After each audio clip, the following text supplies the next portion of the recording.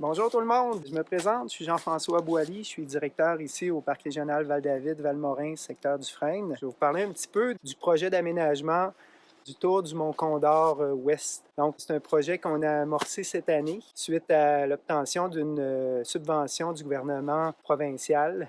Donc, ce qu'on a voulu faire, c'est venir réaménager les sentiers du tour du Mont Condor ouest pour enrayer l'érosion. Pour ça, ce qu'on a décidé de faire, c'est de monter une petite équipe qu'on a formée.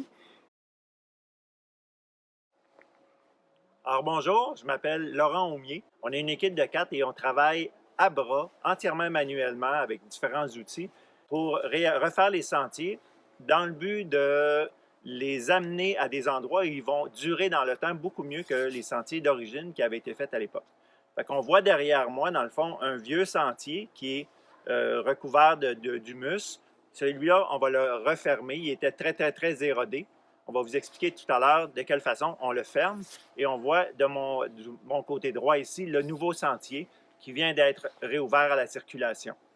Donc, la raison de faire tout ça, c'est qu'on va vraiment, les endroits où le sentier est tellement endommagé qu'on ne peut pas le réparer, on va tout simplement refaire un nouveau sentier.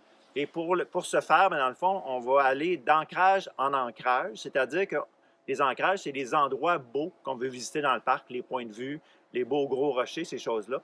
Ça, on va les garder. Donc, on va toujours amener le sentier à retourner à ces endroits-là, mais en passant dans des nouveaux endroits pour nous permettre d'emprunter un terrain qui est plus adapté à un sentier qui est très lourdement fréquenté.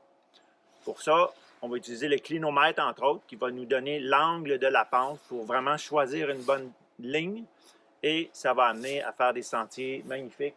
On est super fiers de notre travail. On est une super bonne équipe. 4 mois, 4 kilomètres, 4 personnes. On est là pour vous autres. Bonjour, mon nom est Léandre Paiement. Je voulais vous expliquer en fait comment on travaille. En fait, nous, une fois que le chemin est décidé, le tracé, on va travailler avec les éléments qui sont enfouis dans le sol. Premièrement, on va retirer la première couche de terre qui est en fait composée de terre organique avec laquelle on va recouvrir l'ancien sentier. Puis ensuite, en dessous de cette terre organique-là, il y a une terre qui est minérale avec laquelle on va travailler. Des fois, il va nous en manquer. C'est pourquoi on fait des bancs d'emprunt on va les situer à proximité. Les bancs d'emprunt vont nous permettre de remplir les trous, de découvrir des nouveaux rochers qui vont nous permettre de fabriquer des marches talus. Ça, dans le fond, on va les déplacer à la main, à la chaudière, ou les grosses roches, on va les sangler, puis on va les déplacer en brancard. Puis c'est ça. Tout ça, dans le fond, casser la tourbe, on va faire ça avec notre outil préféré, qu'on appelle le grob. Le vrai nom, c'est une houe. Ça nous permet en fait de couper les portions de terre, puis de couper les racines. On va dérouler ça, puis les amener jusqu'ici. Puis autrement, on a des poules à ski qui sont en fait des haches améliorées, qui nous permettent d'avoir un côté houe, puis un côté tranchant. Donc ça, c'est un petit peu notre panoplie qui va nous servir à casser la terre aussi avant de la pelleter dans les roches, dans les chaudières.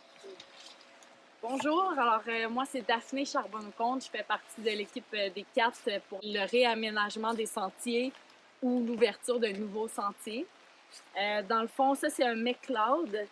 Il est utilisé pour la finition surtout, donc une fois qu'on a ajouté de la terre qui est plus argileuse, ce qu'on va faire, c'est qu'on va venir niveler pour enlever les trous où il pourrait y avoir accumulation d'eau. Donc, on va venir niveler, puis on va créer une pente un peu latérale. Donc là, l'eau, elle va s'écouler doucement. Donc, au lieu de créer des sentiers qui, à long terme, vont être hyper érodés et très à pic, là, la terre, elle va s'en aller, mais très doucement. Puis, on ajoute aussi des sorties d'eau. Donc, l'eau ici, elle va s'écouler. Puis cette terre-là, d'ailleurs, est beaucoup plus imperméable que l'humus. Donc, l'eau, elle s'écoule ici. Puis là, pouf, elle va se diriger vers la forêt et les nappes phréatiques. Donc, ça, c'est la première étape là, de la finition. On va venir vraiment niveler, enlever les poches d'eau. Puis par la suite, bien, sur le côté, on va ajouter des feuilles. On va rendre ça naturel. Puis parfois, on va ajouter aussi des obstacles. Parce que ça arrive que les gens vont se promener à 3-4, puis là, ils vont ils vont marcher en dehors de nos sentiers, puis à long terme, ça fait en sorte qu'ils s'agrandissent.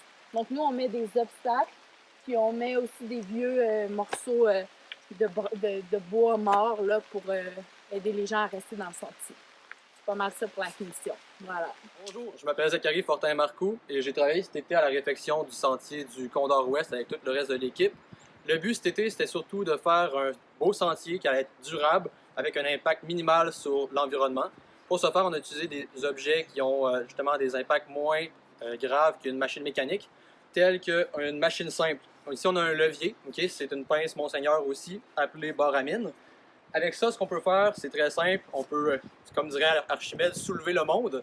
Okay?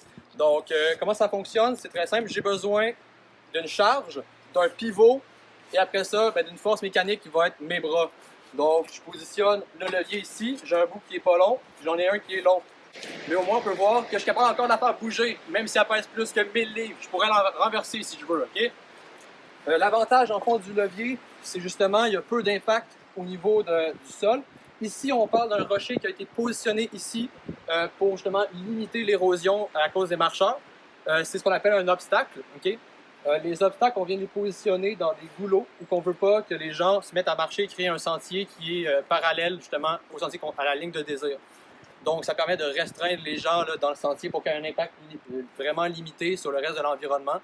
Parce que ce qu'on veut, c'est justement préserver la nature puisqu'on est une réserve naturelle. Donc, on sert beaucoup d'outils comme ça.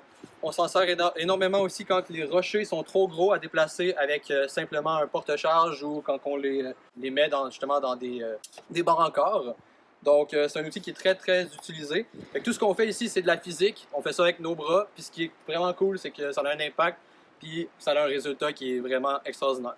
Je pense que le projet qui a été réalisé ici va devenir une référence en aménagement de sentiers. La gang ont travaillé excessivement fort, puis ça paraît. Puis sincèrement, je dirais que moi, en tant que directeur de parc, c'est un projet qui me rend très fier.